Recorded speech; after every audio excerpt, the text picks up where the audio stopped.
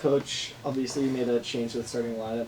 Zane started over Subtle. What was the thought process behind that? Yeah, I mean, a couple things. First thing, quite frankly, we have some standards that we need to kind of abide by, and nothing major, but trying to send a message, and we decided not to start Saba tonight. He handled it great. He responded the right way, and in addition to that, thought that Zane to start the game would be a better matchup with them playing, extensive zone. So it was a decision that myself and the staff decided to make, and we'll adjust going forward. And Zane, you scored 7 points kind of right off the bat. Do you think it helped you get into your rhythm a little more to start? Yeah, we actually did film 3 days ago, and he pulled up a 2-3 zone, and I was like, oh, this is going to be fun. So, it helped me get going, and then, I think it helped us kind of get going as a team and, really kind of spread the zone out. When you let a zone kind of sit compact, it's much harder to attack, and then we were able to spread it out and get going. And your guys' shots weren't really falling tonight. How do you guys still keep that offensive mentality when the shots aren't falling? Well, you mean keep attacking. Next shot's always going in. Last shot never affects your next shot. So, some days you shoot the ball really well. Some days you don't shoot the ball very well at all. But we did a great job on the glass, and that really, got us the win. Yeah, I mean, we talked 2 areas that we thought we could kind of separate was the rebounding.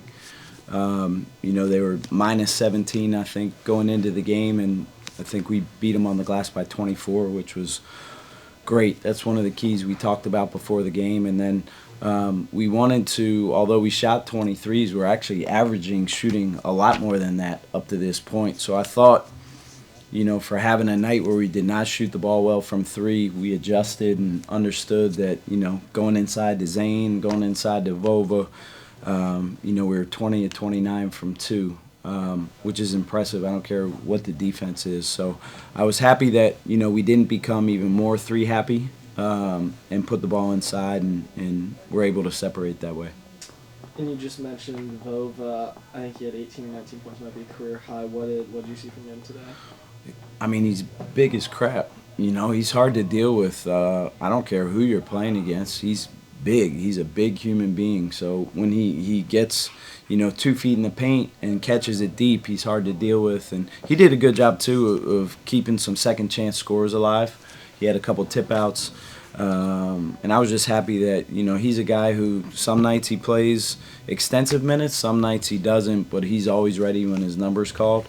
And, again, he really provided a spark. I was a little bit worried that we would lose maybe a little bit of our bench production with Zane, starting, and I thought Vova kind of filled that void and provided a really good spark off the bench. And for both you guys, Khalil wasn't really scoring today, but he still had 10 rebounds, getting assists, getting steals on defense. What does he provide for you guys even when he's not scoring?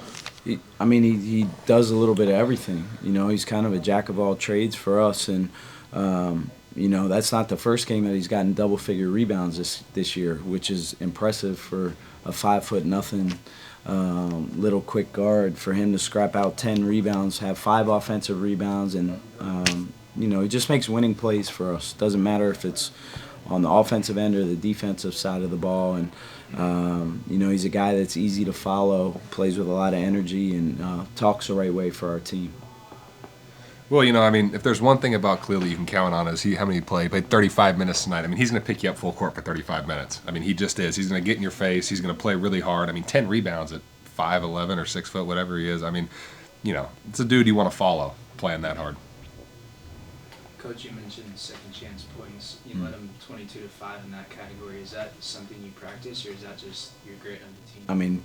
Really, that's just kind of want to, and credit to our guys. They follow, we try to give them some keys to a game before we head into a game. That was one of the areas that we thought we could, kind of exert ourselves. And, they went out there and they did it. To have 13 offensive rebounds, that's a great job. And to outscore them, as you said, on second chance scores 22-5, that's a big difference in the game.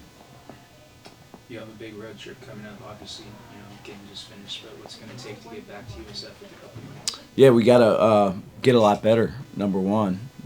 Got to learn, from tonight, but not just tonight, what we've done up to this point. you know, and 8-2 is great. I think we'll all take that, but we're not satisfied at all. You know, I think our group is mature enough and smart enough to look at it and understand that there's still a lot of work to be done, you know, and we're going to get back at it. We'll have off tomorrow, but we'll have a great 2 practices on Friday and Saturday. And we'll jump on that plane Sunday and be ready for a dogfight Monday night against a really good New Mexico team. Zane, Marcus had a season-high 7 assists. Talk about what his vision was like tonight.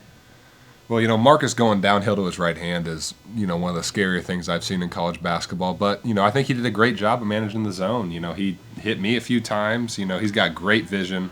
And, you know, when Marcus is locked in and wants to play, you know, he's as good as anyone is. And I think he did a great job tonight. Sweet. Thank you.